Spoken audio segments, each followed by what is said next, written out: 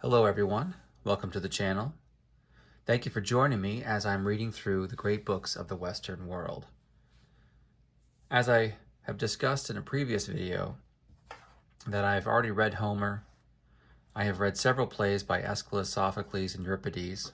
I've also read one play by Aristophanes. These are all in other volumes that I've read those. I've read Herodotus in another volume, and I am currently reading in the volumes from the great books, Plato and Shakespeare 1. Today, I'm discussing Plato's dialogue, Lysis, or Friendship. So this will have spoilers, and if you have not read Lysis yet, stop the video, go read Lysis, then you can come back when you've finished it. I don't want to ruin anything for what you're going to read or to color your ideas in any way. All right, and then of course, since I have never read Plato before starting this volume, feel free to jump into the comments and share your thoughts on what you think was interesting for you and what you think I've gotten right and what I've gotten wrong, which can happen. And we can learn together that way. All right, so Lysis. Very interesting dialogue.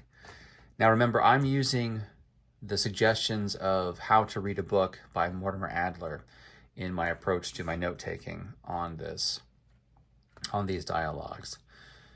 So we start with the 4 questions that we have of any piece of writing that we're dealing with. Typically it's a book, right? We're discussing a dialogue. So we'll just say, what is the dialogue as a whole about? How does it say what it says in detail? Is it true? And what of it? So those are the 4 questions we're dealing with. First, we'll start with, what is the dialogue about as a whole? And there's really 2 things going on here. It's about defining friendship and the difficulty in doing that. And in this dialogue, Socrates employs the same methods that he had in the previous dialogue. And if you remember, that had been Charmides. So what he does is, when definitions are put forward, he looks for ways to falsify those definitions as quickly as possible. And so they can get rid of what's not true and just stick to looking for what is true. And that's one of the things I appreciate about Plato, is he clearly accepts that there is objective truth, and he wants to know as much of the truth as he can possibly learn in his lifetime. And he does that through Socrates. Okay, so how does the dialogue say what it says in detail? And for me, I like outlines, and I find them pretty useful to organize my thoughts. So that's what I've been doing with these dialogues. So we have the introduction, where Plato sets the scene. We meet the cast. It's almost like reading a play a little bit, just there's no stage directions. You could perform these if you really wanted to on a stage. And then we bring out the issue. This man named Hippotholes loves a young man named Lysis. And Hippotholes composes songs and poems about Lysis, and then he talks about Lysis constantly. But Lysis has not returned Hippotholes' love. And Socrates warns Hippotholes about the dangers of such undeserved efforts being spent on someone who has given no indication that they're enjoying what you're saying or doing. And then we meet Lysis. Socrates is introduced to him, and Socrates sits down with Lysis and another man named Menexenus. And Socrates inquires into Lysis's freedom. This is an interesting exploration. And we find that Lysis is not actually free to do everything that he wants. He's still a young man. And the reason he's not able to do those things is because he has not learned what he needs to know to be entrusted with those things, like driving a chariot around the city. He can't do that himself. He has to have a driver for him. His parents are stewarding Lysis and trying to keep him safe from his own ignorance. I guess that's what parents do, right? We keep our children safe from their own ignorance. And then we discuss friendship. They begin discussing the nature of friendship. And now Menexenus had left the scene for a little bit, but he comes back. And Lysis asks Socrates to question Menexenus. And Socrates asks, when one loves another, is the lover or the beloved the friend? Or may either be the friend? This is a very interesting discussion and worth thinking about. And then Socrates goes to the poets, and then he goes to definitions. And I find going to the poets very interesting because they're treated with a certain amount of respect, and as if the poets, and Homer especially, know something that the rest of us don't. There's a little bit of authority that they're given. Not necessarily absolute authority, but it is similar to, as a Christian, I recognize the authority of the Bible. Not everyone would recognize that, and people who aren't believers wouldn't recognize the Bible with the same authority that I would recognize it having.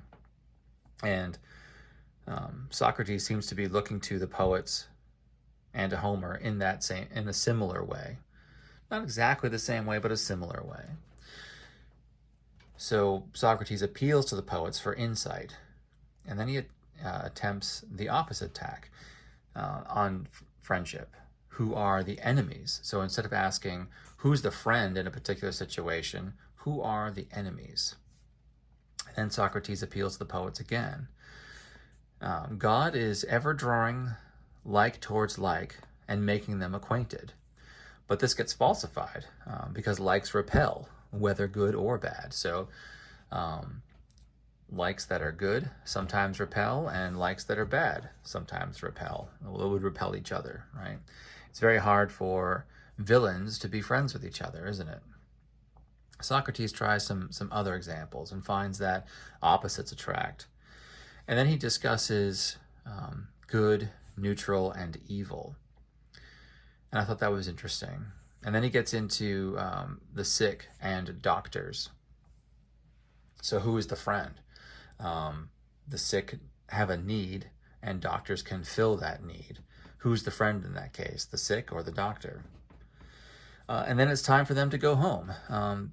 They come right back to the beginning of where they were in the dialogue, and no satisfactory answer is given. But they were close. But that's what I like about these dialogues so far is there's not this nicely wrapped answer with a bow and given to you. Like, here, we've done all the thinking for you. Now you take what we've thought for you, and you just accept it. That's not what Plato is trying to do, and I'm sure that's not how Socrates taught him, right? I think Socrates taught in the way that is described in these dialogues. And so Plato wants the student to think on their own, and wants the student to work out what's true in all of this. So, and then we come to the next question. Is it true? And I found that it's partially true. Friendship is very difficult to define, but the men in the dialogue were very close. Friends must have some commonalities and some opposites so that they complement each other. They each must love each other. Their love must be unconditional and selfless. And I think all of these things were kind of danced around in the dialogue, but not defined or not definitively decided upon. Well, now what of it? As a Christian, I'm going to stick to examples of friendship in Scripture.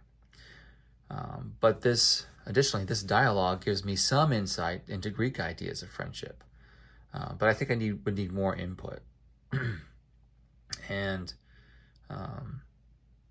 my overall goal in reading ancient Greek and Roman literature in general is I want to understand what came before the 1st century AD and leading right up into the 1st century AD, because I want to know the people to whom the apostles and the 1st century missionaries witnessed to, the ones that they preached the gospel to. Who were those people? What did they understand? What had been their education? What had been their experience? What had they heard being taught? and what had they read themselves if they were literate, and what had they heard discussed in the forums and in the marketplaces and whatnot. I find this all fascinating. I want to understand the culture of the first century Greco-Roman world. And I think the best way to do that is through Greco-Roman literature and understanding Greco-Roman thought. And I think this gives a little bit of insight into understanding Greek ideas on friendship. So that's my goal overall with Greco-Roman literature. But I do want the liberal education discussed in volume 1 of the great books, and how I recognize how vital that is to understanding the traditions of the West. Anyways, I had some additional thoughts about the dialogue, and I noticed that pot shots are taken at the sophists. It seems Plato's never going to waste an opportunity to poke a little fun at sophists. It's a lot like Cicero. I read a little bit of Cicero's works, especially his essay, or it's a dialogue really, his dialogue on fate, and then the nature of the gods. And Cicero never wastes an opportunity to poke fun at the Epicureans in the same way that Plato is poking a little bit of fun at the sophists. So I enjoyed that. So those are my initial thoughts after reading Lysis. What are yours? Feel free to hop into the comments and let me know. Have a great day.